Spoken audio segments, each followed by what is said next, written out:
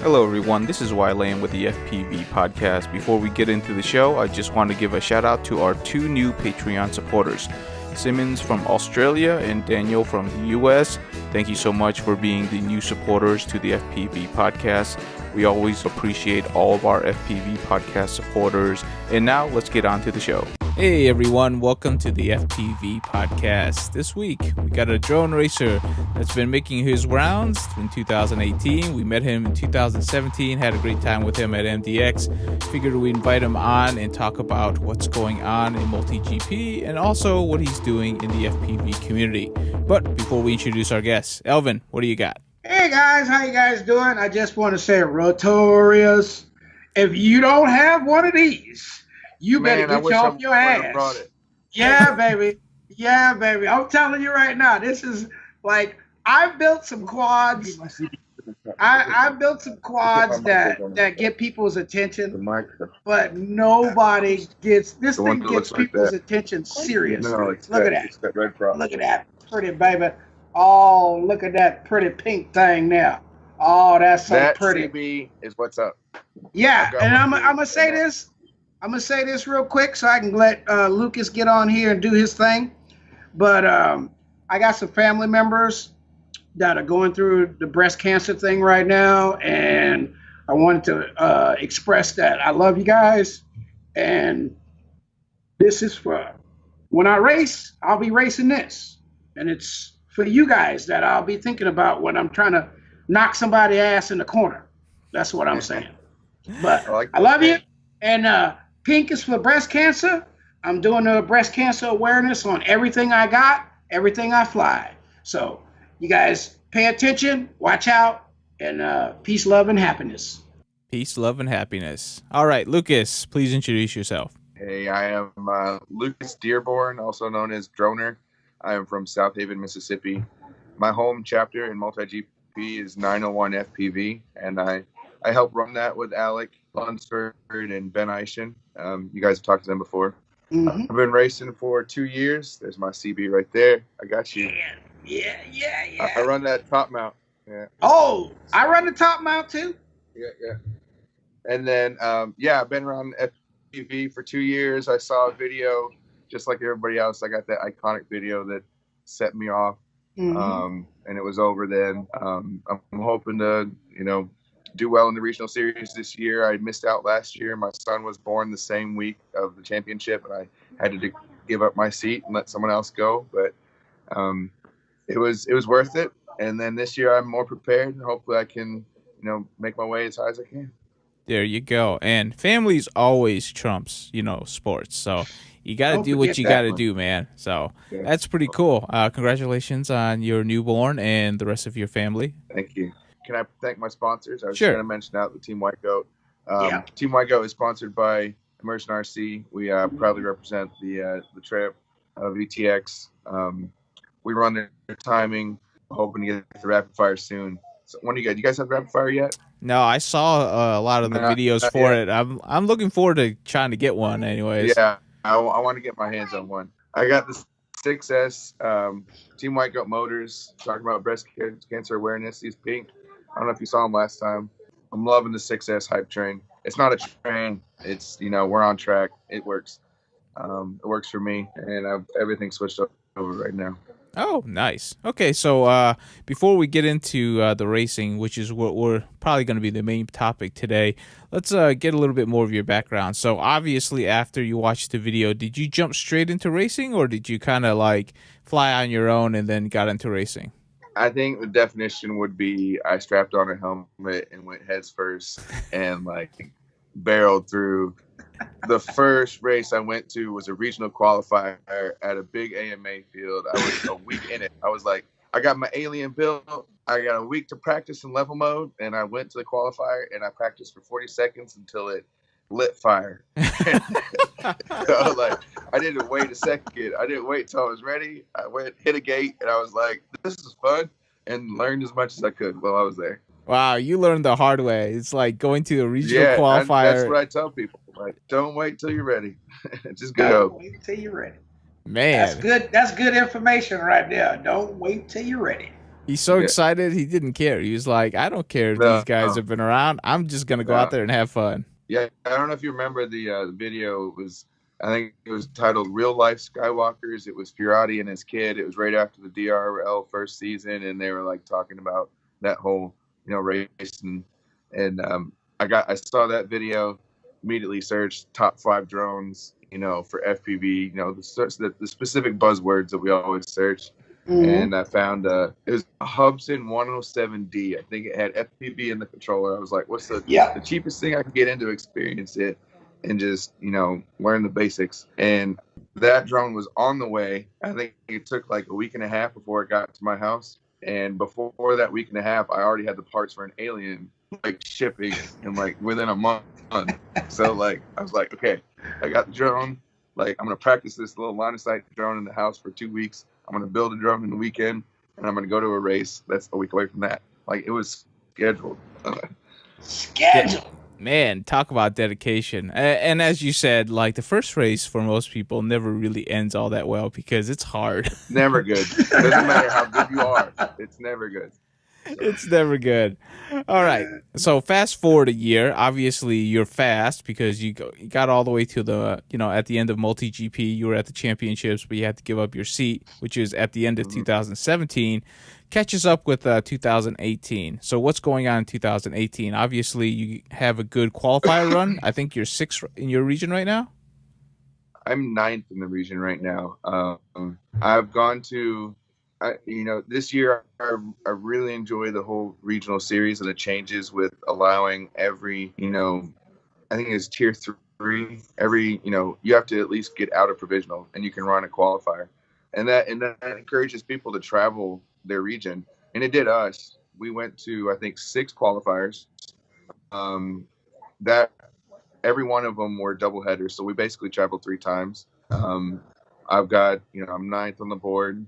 In the very beginning, every racer goes through it, but stuff happened, gear didn't cooperate, and I just had to perform with what I had. So I now feel like I'm getting into a rhythm. I found the setup that I like and what I'm running, and I'm just, the qualifiers are a qualifier. The placement doesn't matter. It's a clean slate when the finals come around, and I just have to qualify in the finals. So that's what I'm focusing on. Cool.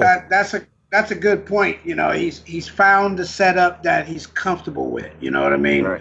A lot of guys are still jumping back and forth. We see that all the time. Guys jumping from one set of motors to the next set of motors to the next ESCs to the next flight controller, and they never really figure out how the ship actually flies. So they always guess in every race they go to. Am I going to perform better? Not maybe not. It's all just it could just all go poof in one moment, right? Yeah, definitely. We've all seen it. And so luckily I had my team members there, and the first qualifier that I went to, was right after winter. I had this setup that was, my magical setup that I took the carpet off of, unveiled it, and this is my lightweight 400 gram 20 by 20 setup, and both rigs popped in the practice heat for the first qualifier. Like the ESCs just popped. I wasn't high volt charging when I practiced, and I was like, I got a high volt charge to finish this 2 laps. And I guess it was that extra 0.15 per cell that, popped those 20 by 20 ESCs.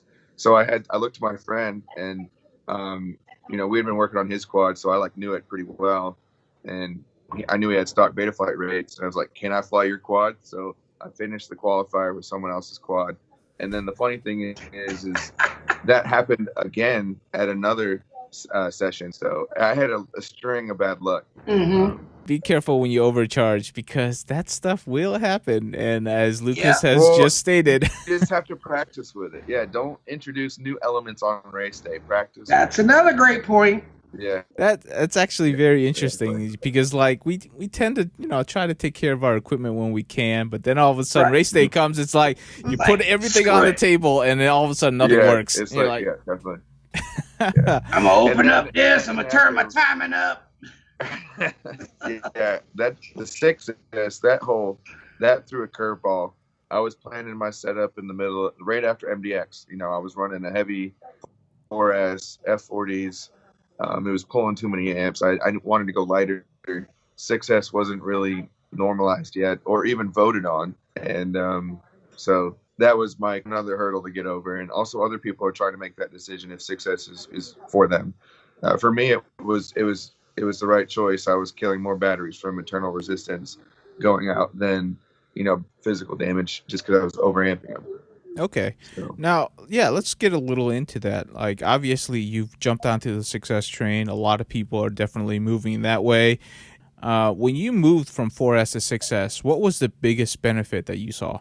I guess the correct term would be the power band was just there across the whole throttle range.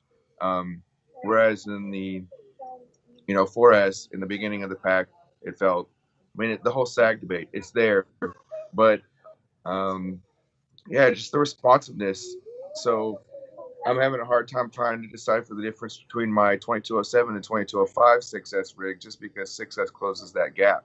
And like a 2205 can be, the margin of power difference at that 6S voltage. Just like Dolma is running 2205s right now, I think, and it's what you prefer. 6S kind of makes it run what you like. You don't have to have like this special unicorn setup that it like works for 4S just to finish laps. Okay, so obviously we've been hearing a lot about that, is that the sag is significantly less, so at the end of it, you're still getting your full range of your power. Have you noticed an increase in battery life? Like, what's your battery setup right now, and have you noticed that it's just... So I run a lot of 2-minute heats, and that's kind of like my... In the very beginning, we didn't have timers. I didn't have telemetry. I had crappy video with no OSD, so it was 2 minutes. And I can really relate to how well, motor, prop, all that. And right now I'm running 2207. I have a 15% throttle curve, and I'm running 50/50s. Today I was running some, not full throttle practice, but some like agility training, and I was getting a solid 3 minutes, which is pretty good. And unless you're Chief, you're not. He killed a 6S that was high volt charged, on race day. That's crazy, but 6S to me really did add some. I run my 2-minute timer, and I'm like, okay, at least 3 more laps because I know my battery's got it. Okay. So I kind of changed my philosophy. Whereas like 4S, I was like, finish my lap. I can feel the sag. I got to finish and then land. So. Exactly. Okay, awesome. Have you noticed that, once you got to 6S, has the FPV bill increased or decreased for you, or has it stayed the same? The bill? So I was at a weird point. I was starting if you decide that you're a racer, I believe that in the beginning, like Elvin said, gear is very important. You choose what you want to run because it's hard to sustain the season if you don't run the same gear. So when you fleet out, repairs, all that stuff. I was in a transition phase. My 4S batteries were dying, so I just started buying 6S. So if you don't feel like you have to change, you can gradually change if you just say like, okay, I'm not going to buy any more 4S batteries. So the next batch, you buy 4, and then you buy 1, and then you get 1 6S quad. That's what I did. Now I have 2. About to build a 3rd. I have no more 4S batteries, and I'm all 6S, even freestyle. Okay, awesome. What 6S batteries have you standardized on size?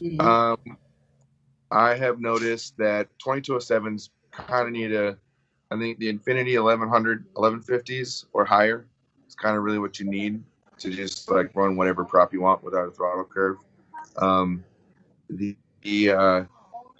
2205s, I'm having a hard time like killing those batteries just because those they're pretty efficient.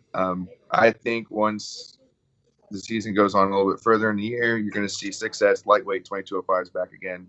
1050 is going to be plenty enough on 6S. Right now, it's kind of hard to give up the power though, because 2207 on 6S has monster speed, almost uncontrollable, but it does have the you kill batteries. You can still kill batteries. There you go. No matter what you do, Elvin, it still costs you money. That's always how it is. I hate that. That's the part that kills me, because like I had some 2306s and went to the field I was all giddy, you know. I got something for your asses this week. You know, over there doing the evil scientist thing, you know. I took off, man. I made the first lap. I got to the second lap. I went to the. I'm like, what the hell is wrong with my? Hey, I ain't got no power. I land. My friend goes, dude, you should see your battery. It's like 3 times its size. And what it was. Was that those Pulse 1050s? No, I was running a Pulse. I was running 1500s, 4S 1500s, and just straight blew them out of the wrapper. That's how hot I got them. Quick. I was like, I'm done. Who wants these motors? Like big motors. Yeah, people who went to big motors and more power. I mean, who doesn't like that? But I think Emax has the right stator KV combo to where you can just run a regular 1300 4S and it can complete a decent times on laps. But yeah, right now I'm running 2207s, so I'm enjoying that. For some reason, that's the efficient setup for me. You know, 2207s, 2500 kV. That's what I've been running. Ions, they're iFlight motors, and they've been performing really well for me. I'm getting great efficiency, long flight times, almost 8 minutes on the 4S setup with a 5.5 with the what is, I can't think of the prop now, but it's a 5.5 prop, one of the few 5.5 inches, 5.5 inch props out there. Was it HQ or was it Azure? It's not an Azure. Azure props? It's I believe it's a I can't think of it because it's an HQ prop. Yeah. It's similar to the Cyclone. Cruising, you can definitely, and that's the other thing. The whole 6S hype is racers. It's pretty specific to racers. Freestyle, you can make a 4S freestyle setup cruise for a long with some punches here and there. But when you're racing and your general throttle position is from 60 to 100, 80% of the time, you know, that's where you got to have the efficiency, lower the amp draw, and just we're more worried about where the power band is at. And, you know, so to me, I just found the 2207 stator, just started flying it, and I've enjoyed it. Before that, I had the F40s, and I definitely feel the top end, just the responsiveness in the top end is there, whereas the F40s seem to, as soon as you hit 80% throttle, is like, why even go 100? Because it's almost the same RPM. It's just like monster amp draw was the only thing you got. So I'm enjoying the 2207s, but I do have to throttle curve them. Just like I have to drop the throttle down 15% to kind of make it manageable and not just kill packs. Not just kill packs with the high-end amp draws. Yeah. I can notice it. You hear an RPM, like the motors make this tone at this crazy high RPM, and I'm like, it sounds pretty, but my battery's dying. That's actually a great tip, is to, if you know you can't stay out of that band, just set up your controller so that you can't go into that band. Yeah, just take it off, and then you don't even notice it. There's plenty of power. I mean, just if you think about how many times you touch full throttle on a racetrack or hold it, I mean, you don't need it if you just take it off. Yeah, you don't really need it. The top 80%. 80%, right? You're normally not over 80% of the throttle, 75% of the race. Yeah, and that's just if you are a racer and you want to, fine tuning your setup and knowing what you run and having the same setup is the key for me, at least. I don't run anything more than, I may have one different motor set up for like an efficiency run, but everything else I run the same motor, at least. Frames, other stuff. I think motor's the most important. Right. There's a race right there. Why one lap? How efficient can you fly one lap? You know what I mean? That's like a wild card race, right? How do you measure that? Or you make you put 5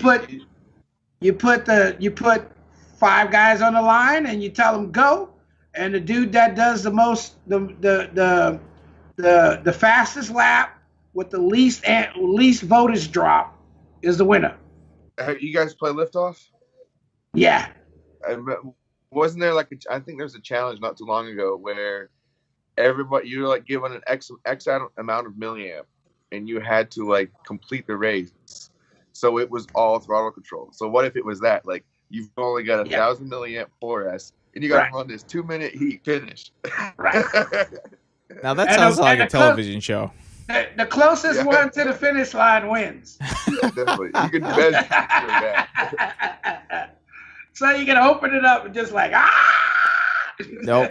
That sounds like a drinking game right there. I can see that right now. 7 beers. That's funny. Oh, no, you You couldn't go full throttle. Like, the winner would have to be the guy that's the smoothest, holding, like, never moving the throttle. Just, never like, moving cruising. throttle. That's not Elvin. Elvin would immediately get bored. He's 100% all the time. That's how he flies. All right, let's move on. Point shoot.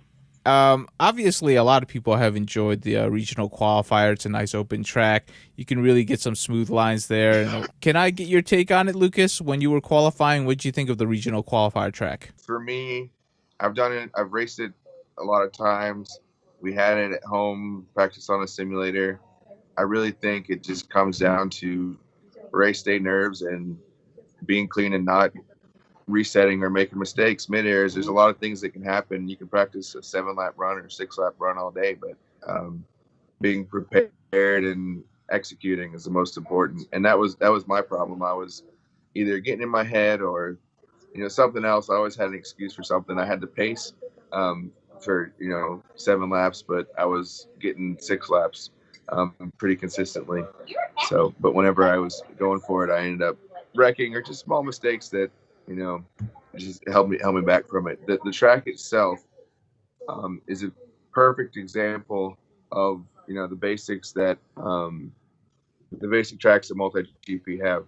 As you have over-unders, hurdle, you have victory roll. I mean, nothing that's too hard for an amateur, whatever type pilot you would call it. I think anybody could go to that track, and as long as you can complete laps, you'd be on the board. And that's what we tried to stress to our local chapter, was just to go out, just come to the race and complete lap. Don't be intimidated by having to get 6 laps, in 2 minutes. Just 4 laps is great. Like, 30-second, 35-second laps. Those are, proud of. You can be proud of that. I think just one thing, Elvin. I think actually right now 4 or 5 laps, you can still be in the top 100 with those. So there's nothing to slouch at. And then just getting to the finals, to me, and the first year that I did it, 2016, MultiGP was still trying to fill the finals. So I just practiced. I just attended the race, and I got the opportunity to go to the finals in Louisiana. And as a new racer, that inspired me to practice. I had a month, and I said, okay, I set up this track in my backyard. The fact that they standardized the regional qualifier, I really like that. I think that there should be, next year they should do more with that and introduce leagues, maybe even, not leagues, classes, and maybe even monthly leaderboards. Just the track can be run so many times. Why shouldn't every region compete against each other? Like, this month, whoever has the best times this month has something. I think there should be more engagement in the series. But this year was a great step towards making people want to travel. This classes thing, it's very important that we do make this move really for MultiGP, because it will expand the group of people, right? We already know that we have this issue with the negative stigmatism with new pilots coming in going, oh my God, those guys are just too fast. They're I can't hit those gates and really it's not really that their skill level is not there. They just don't see it right now. You know what I mean? Like, right. They don't know what it's like to have to taste success to progress. Right. And you have to put those guys in some kind of category where they can move amongst themselves or their group and then come out of their group with more experience and be ready to compete on a national or international level, Yeah. I think that if there's any way, we live in, it's 2018, there's so much stuff we could do with these leaderboards and live races. Think about how many races are run like this coming up weekend, how many are going to be run. If there was any standardized course that has timing that was fed to a leaderboard, I think that, I mean, you could have 8 people show up that had a mix of pro, novice, and have 3 classes within it. And if those times went up against everybody across the nation, and then something was like rewarded that way, I think that the sport's grown big enough that just one winner per event isn't enough. We need more engagement. More people need to somehow feel connected. Yeah, I totally agree with that. I think one of the things that we need to do, and this is within the ruling system, is that like a pro class and a intermediate class, they can run together, but when it gets fed up in the timing system, it splits into their respective categories. That way, you're not having to run heats for intermediate and also for pro, because a lot of chapters won't be able to handle that type of additional heats per day. But like, if you can come up with a system where both of them can run within the same heat, it's just that their times and their scoring goes into different categories. Kind of like a handicap. That's what needs to happen. I think that I'm in a weird spot with sponsors. I think that there should be a better way for pilots to earn sponsorships, a clearer way that's not so, hey, this guy's sponsored and these assumptions of what he has for gears made and what's given to him or whatnot. And then that could also allow for sponsors to pave the way for how you become pro.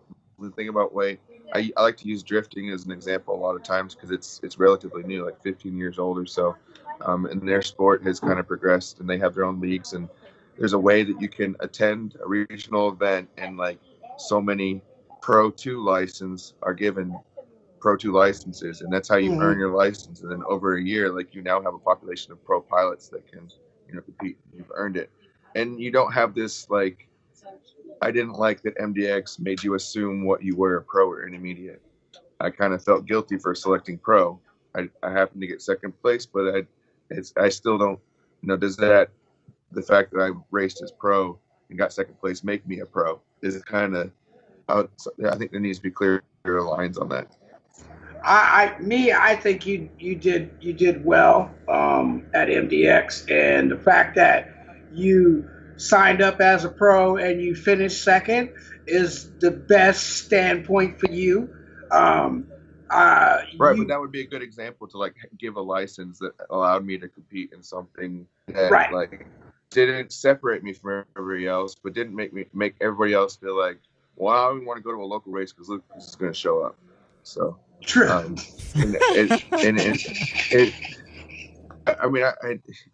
You don't want to sound cocky, but that is a dilemma with local chapters that have grown to a certain point and have a group of pilots. People are intimidated to come fly with you, and they won't. I see that all the time in my chapter, right? Because I got the fast Cincy boys. They come into town, and then like it's like, oh, this person showed up. We have no chance. And then But what if that guy that could go to that race had the incentive to like just the fact that you went to that race, your next EMAC purchase was 20% off, or some sort of way to give back to the pilots that isn't gear that's not used, or giving prizes to pilots that won't, just something, that's a whole nother argument with that, We've talked about the warehouses full of stuff all over the world that no one's using. And, there's countries and communities and that could use the boost in technology. Opening up some of the school doors would be a great thing to do. We talk about third world countries. This is a great way to pull in intelligence out of an area that may not be seen as that, a source for that. Yeah. And I think that all of this stuff that we haven't been using over the last 5 years is just sitting somewhere, just wasting, or getting ready to put in some kind of, computer processing point to get all the gold back, when it could be utilized for something else. I think you bring up a lot of good points, Lucas. There's definitely different ways that the pie can be split up. Like some of the big races, right? The prize pool for the top 5 or 3 is really big. It's really large. And I feel like Like, that's not the best way to do things if you want your community to grow, right? If you distribute that Yeah. out a little bit more and you try to get help to some of the lower people, I think more people will stick around, and also more people will be likely to help other people continue to grow. I definitely think you have points, but I'm not the person that's But going I to be think, suggesting that. I wouldn't suggest taking away from the prize pool at the top. It's just redefining. I think a lot of times, I'll, I really enjoyed the gifts that I got at MDX. I just felt like for what I was a racer, I have a specific setup that I run. I felt like those parts that I was awarded could have been given to someone else, and a lot of them were given to guys throughout the chapter, and so it did have a trickle down effect. But I think that there could be, like some way of involvement or engagement with sponsors that can give back to the pilot that needs a price break on gear or needs that gear to get to the next race. Because a lot of I've got my setup. I know what I'm going to be running in 6 months because I've planned for it for the year. So Yeah, I totally understand that. And it's kind of interesting, it's a very interesting topic in the fact that it's a problem with a league that's growing, and we can't sweep this issue under the rug, right? Because people are really feeling it, and I'm just surprised that it's a more people aren't sore discussing subject. it. There's a lot of one-liners, people saying things without backing up, who they're saying it about, or even why they're saying it. And in both eyes, there needs to be just a clear line for pro or sponsorships, or a better way to give back for pilots that need it, because racing is the small. If you're going to a race, you are a minority. You actually know how to fly. You practice. You're this small percentage, and you're actually wanting to be competitive. If you think about it, you're probably like 5 to 10% of the FPV community. The majority of people that I know are just freestylers, and they're so intimidated to go to races. So yeah, the league itself, sustainability, youth, all those buzzwords. There needs to be a way. I'd like to be racing MultiGP 5 years from now, and there'd be bigger than just the regional series. I agree. Come And on now, Lucas Dearborn. yeah, I mean, I think a couple of things that they can definitely do is that, the money that's received from sponsors from MultiGP, if you're tagged or you get a license as a pro pilot, you can get like a siphon of that money, but you're also on the hook to help grow the community, which means you have to go to outreach events, you have to go to schools, grow that community as a part of, getting that pro license, and also getting a part of like some sort of siphon or something like that. I think that'd be great because, like in any sport, right? When somebody goes pro, he's on the hook for a lot of things. Okay, he's not just like you're responsible. Yeah. Right. So you got to, if you want the money, you're going to have a lot of responsibilities. And I'll say this too, because one of the things about being a professional racer or driver or pilot for other companies, there's a certain standpoint, right? You can't say certain things. You can't interject into certain conversations. Today, that's a big issue with the drone racing community right now because of the political stuff going on. A lot of guys are, today I had to speak out on Facebook because, one of my friends was accused of being a racist because of what he said, and I'm like, you guys don't forget that we're just racers. We're not here about your political views. I could care less about your political views. I want to know about how you can race and what you know about racing. That's what I want to know about. And let's go back to treating everybody like human beings and having a little respect for each other like we used to, and get back to the community that we was a couple of weeks ago. Because I've seen a lot of stuff come up that I'm like really questionable about. Like, man, do I really want to stick this out? Because there's some serious hostility going on. Are they people that are racers? I think that a lot of times the stuff that happens online are from people that are either not at races or there's so Haters. much stuff going on in the racing scene that we're so busy we're not online to defend anything. So there's just stuff being spewed out there. So Right. it's like, True that. I don't have enough time to be on there to troll it all. And most of the time when I am scrolling on Facebook, I'm looking for new information for something that's going to help me out. That's why I'm there. Yeah. Definitely.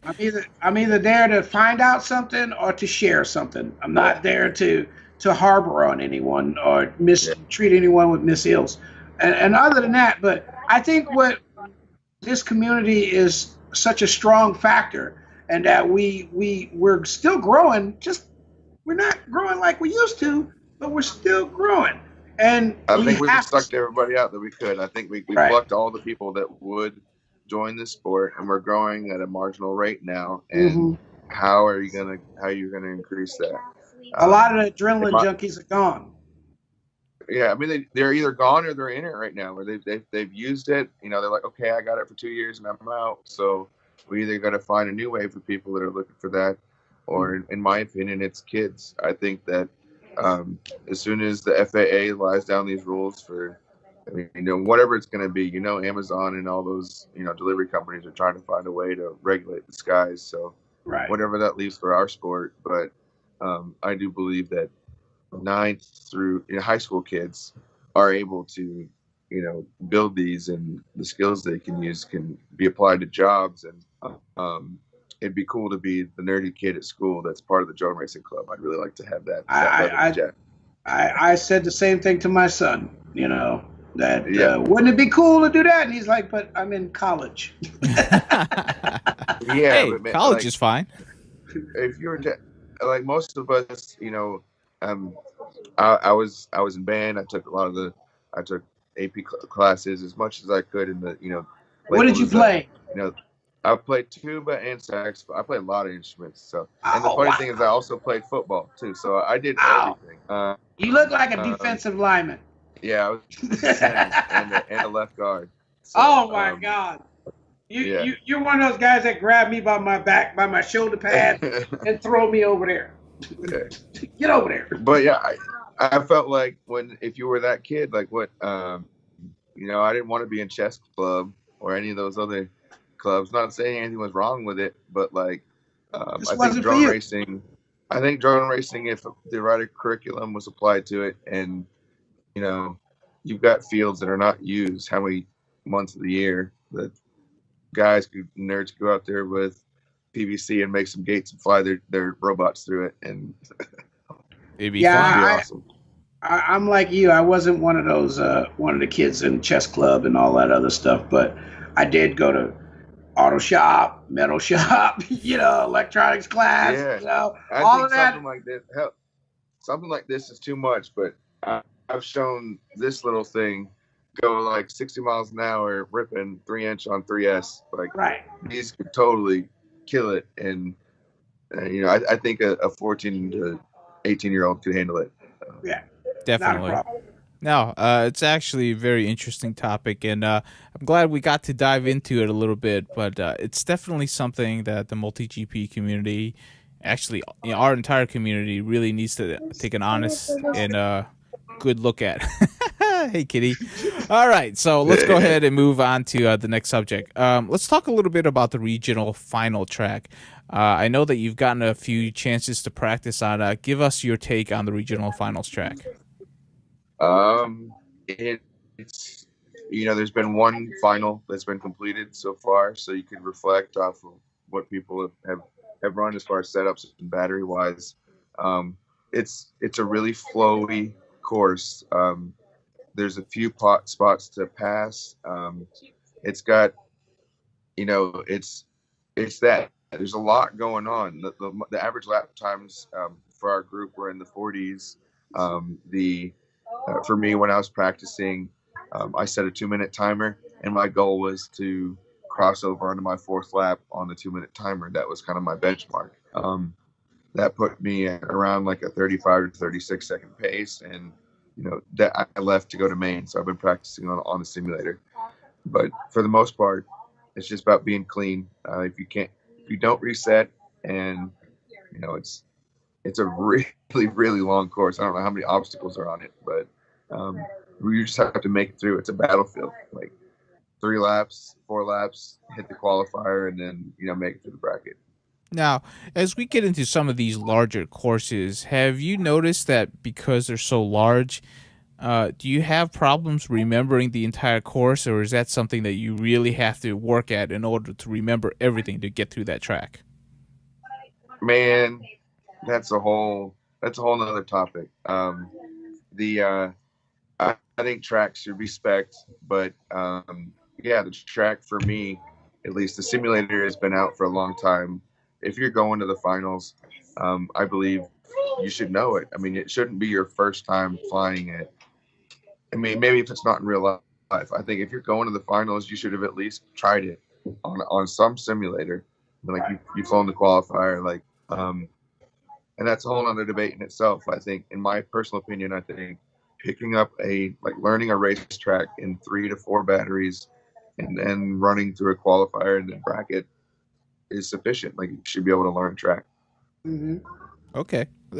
Man, some of us take a little bit longer to do that, but that's a No, different it does, story. but that's the classification between pro and Right. and amateur. So I think, like, as a pro, you know how to fly your quad. You should be able to, obstacles. Like, you should be able to pick it up. But and that's also another thing. Maybe that's a track thing. You spec tracks. Like, the open class has tracks that are X length with X separation between gates. So it comes down to this time format. Like, you can only do so many laps within so much time. So that's the battery you run, because you can calculate that speed and all that. No, But that's yeah. I think we're focusing too much on the gear, and it could be turned into either classes or tracks, a way that you can regulate it better. No, that's actually a good way of saying that. And I think that is a good separation, because if you consider yourself a pro, you should be able to learn these tracks very quickly. That's just how it is in life, right? Having been through that track and having played The Sims, is there any one part of the track that you find particularly challenging? For me, the anti-gravity gate to the gravity gate is where I'm pretty consistently either making mistakes or cutting it too close.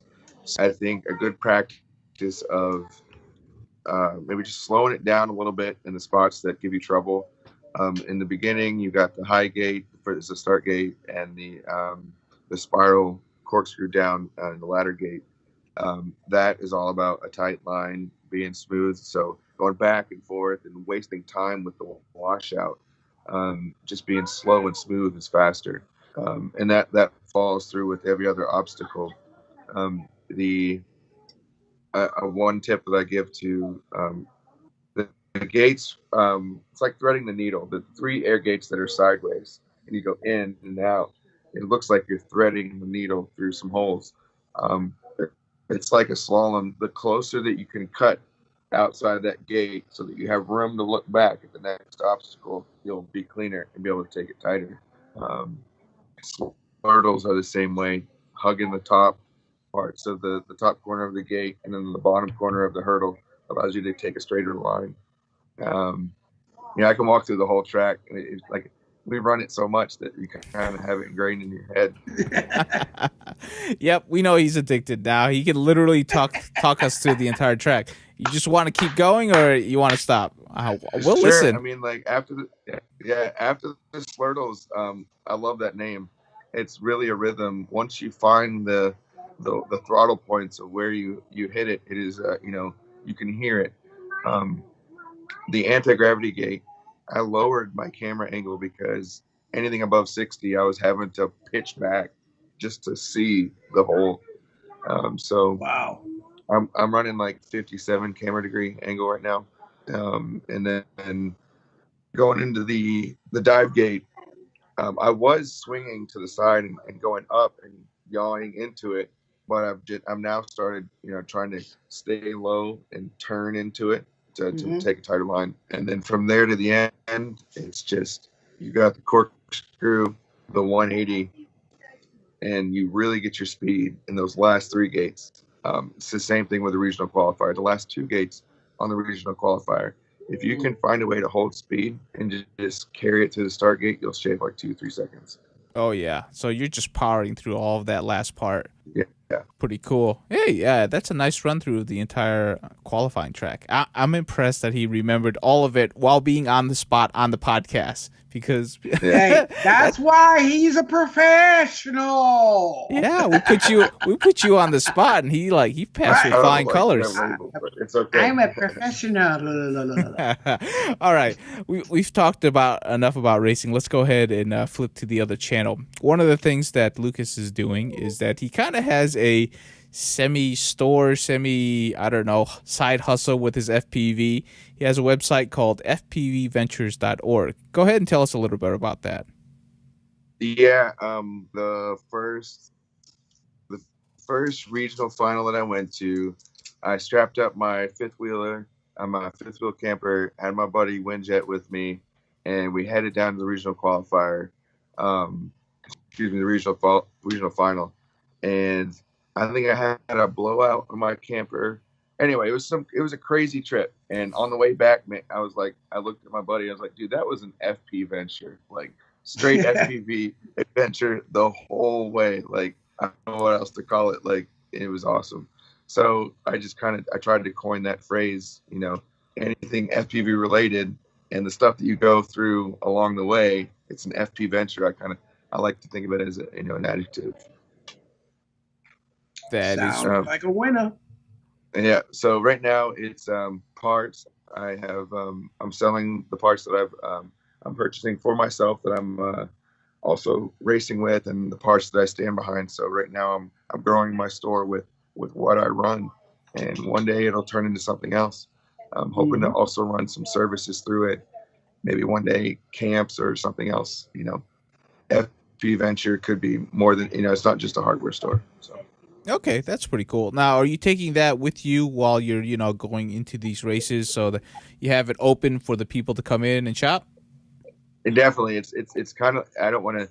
I like the guy that runs the FPV trailer. That was he's got something that's smart, because I've gone to a lot of local races where there's like, if there was some sort of something there, somebody needs props. There's always somebody needing something at the race day, and a lot of times that came from me, just because. Like I said, I buy in multiples. And so if someone needs a set of props, I'm not going to not give them my set of props so they can't finish that race. So, I started holding more, and like people got more. And so it's like, okay, maybe and in the Memphis area, there's not too much going on. So. Hey, there you go. So, hey, I'm glad that you're doing that. Do you actually have a website where people are ordering, or is it just a local thing? I do have a website. I can ship. Right now, the inventory that I have, I carry with me, just because, I'm not a huge store, but I carry enough for pretty much my setup and all of the spares that I have. It is www.fpventure.org, so I can give you the link for that. Okay, yeah, definitely do. So, if you're within the Memphis area, definitely check it out. And if, you're a person that's just starting out, I can tell you that, and I'm sure you noticed from listening to this podcast, Joner is a very experienced and fast pilot, and if he's carrying it in the store, it's probably the right equipment to go racing with. It's probably something you need. There you go. So give us a rundown of your setup, and we can kind of tinker with that idea. I run one thing and I don't change it. So as soon as the Micro Swift came out, I stuck with it. So Runcam Micro Swift is the camera of choice. The motors, Team White Goat, we decided to go in and get our own custom motors. So it's a TWG 2207 1751 kV. I enjoy the HQ props. Right now I'm running, depending on the track. If it's a short track, that I can just hammer the throttle, I run 50/50s. If I need to worry about my battery, I run 50/45s. As far as the flight controller, I recently switched to Flight 1, and I'm loving it. I'm a lot more confident. There's something in there. The ESCs that I'm running are the Acon 6S 35 amp. I think it's the AK32 32-bit. The antenna that I'm running right now is the Bass Ion, and the frame that I've really been enjoying is the the Torque FPV. It's called the Pro 5. let me take some of these battery straps out. I really like the low stance and the top mount. It's pretty long, which I kind of like the separation, and I like the longer stance. The big thing that I really like about the Pro 5 is the VTX protection. If you can see on the bottom, there's a VTX in there, which is in between two plates, which holds an SMA, which allows me to, I never break any connectors, anything. It's in between the prop lines, so it never hits. The top mount CG, it's spot on with right in the center. I can balance it with a thumb. I just really like this frame. So it's locally cut in Louisiana, Kelvin Williamson. I stick to one thing and I don't like to change. So when something fails with this and I feel a need to change, I'll look. But I don't like to try other people's stuff because if I like it, I want to change something. This is my setup. I like that. It took me forever to switch to race flight because I was like, I don't want to like it because I know I'm going to have to buy 10 flight controllers right now, and I don't want to have to buy 10 flight controllers. So, right. That's expensive. Yeah. There you go. That's expensive. Actually, both you and Elvin do like the top mount batteries. Is there any specific reason for that? Maybe it's a placebo effect. Maybe it's something to, I think the way that I hit a split S with a top mount battery is different than with the bottom mount battery. I think it's just the way it carries. I think for micros, it makes a way bigger difference. I think with 6S, the difference is, I think 6S just closes the margins. Like, you don't feel that big of a difference between stagers, in my opinion. I can feel a difference, but it closed the gap between 2205 and 2207 for me. And so same thing for bottom mount. I have a floss frame that's bottom mount 6S that I can fly just as well because 6S has the power to compensate. Okay. What about you, Elvin? You just like it for just because it just ended up being that way? That's where we started off at. We started off with the mini quads, mounting the battery on the top, the DJI frame. We mounted, the DJI 3, what was it, the 330 or the 300? I can't remember anymore.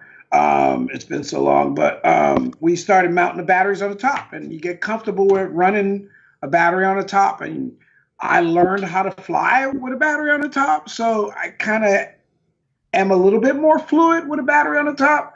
But then I would say for freestyle, I like the battery on the bottom because it just gives me more inertia when I want to flip, or do a pause, when I go inverted, and I'm still rising because I done tossed the weight. That's what it feels like to me. That's what it feels like to me. So for freestyle, I would go with a battery on the bottom, but for racing, I would put a battery on the top because I'm one of those guys. That's so funny. That's opposite of what I know. That's why I'm saying it's me. That's why I'm saying it's me. I'm top mount on everything right now, but yeah.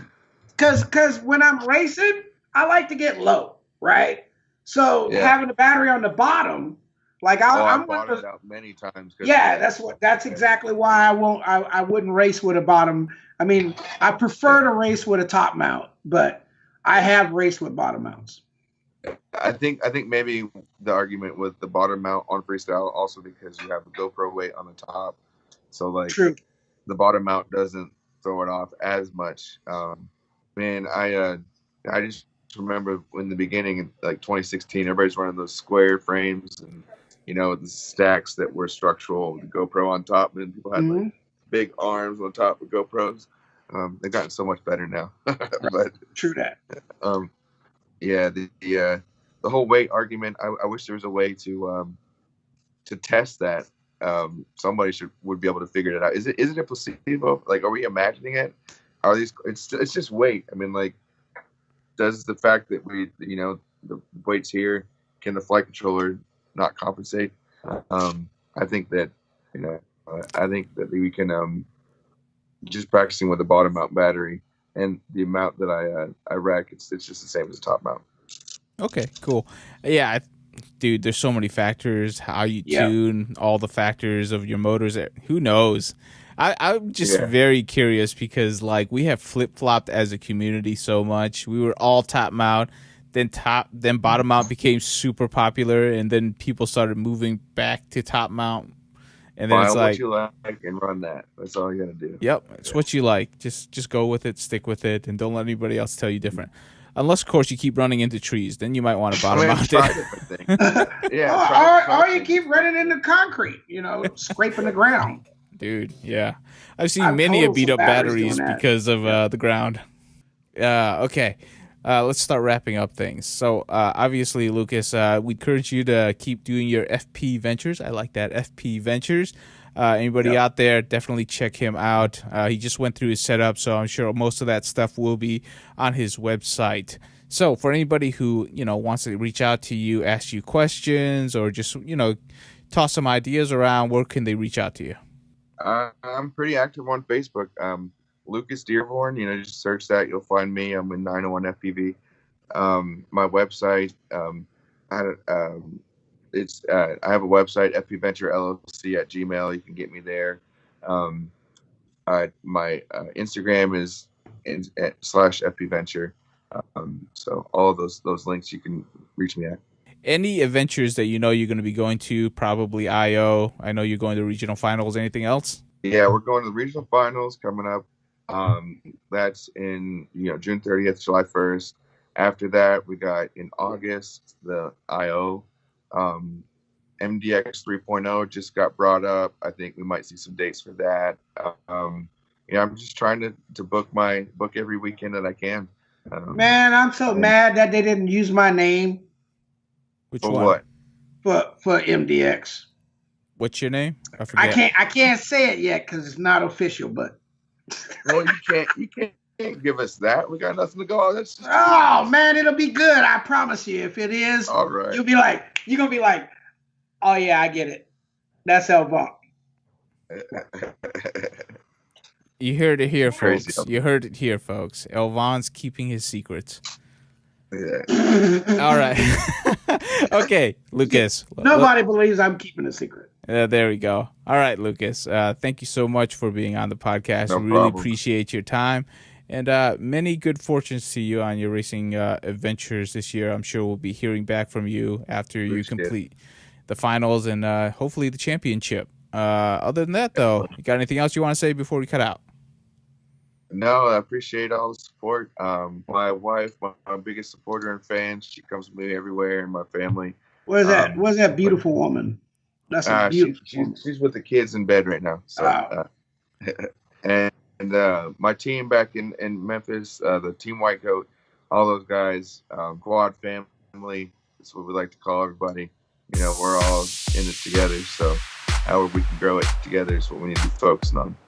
All right, there we go. And tell Alex not to steal your show, okay? Alex is the loud one. I like to have him everywhere because him and Lundy, they make it interesting. It's always fun. They make anything interesting. Oh yeah. Definitely. 2 firecrackers in a bucket of gasoline. 2 buckets of gasoline. All right, we are out for the week. Thank you so much. All right, no problem.